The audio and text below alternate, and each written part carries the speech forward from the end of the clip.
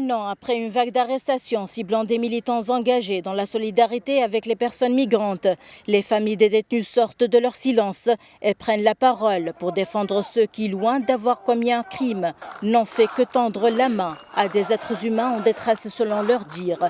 Parmi les figures emblématiques de cette répression, Saadia Mosbeh, militante de longue date contre le racisme en Tunisie, a été arrêtée il y a un an. Restée jusqu'alors silencieuse, elle adresse aujourd'hui un message poignant à la société à travers son fils.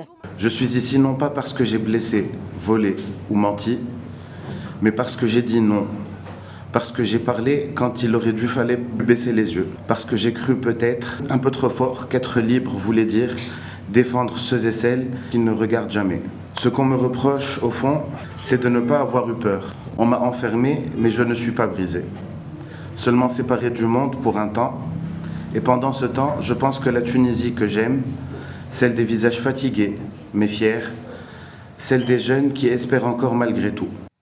Lors de la conférence de presse, les familles des détenus ont exigé un procès équitable, rapide et transparent pour leurs proches. À leur côté, le Forum tunisien des droits économiques et sociaux a vivement dénoncé un système judiciaire perçu comme injuste, accusé de réprimer les actes de solidarité et de criminaliser l'aide humanitaire. Aujourd'hui, des militants sont emprisonnés depuis plus d'un an sans qu'aucune audience judiciaire n'ait été fixée. Les décisions de clôture de l'enquête n'ont toujours pas été prises.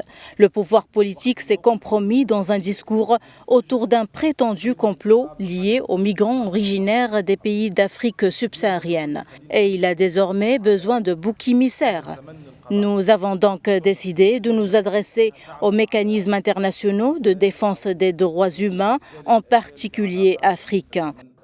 Depuis mai 2024, la Tunisie est le théâtre d'une vague d'arrestations touchant des dizaines de militants dans la société civile, officiellement poursuivis pour des motifs tels que le blanchiment d'argent, la création d'associations illégales ou la diffusion de fausses informations. Ces individus se retrouvent derrière les barreaux. Les familles des détenus appellent à la justice et à la fin de la criminalisation des actes de solidarité dans un pays où les tensions autour des questions migratoires continue de grandir.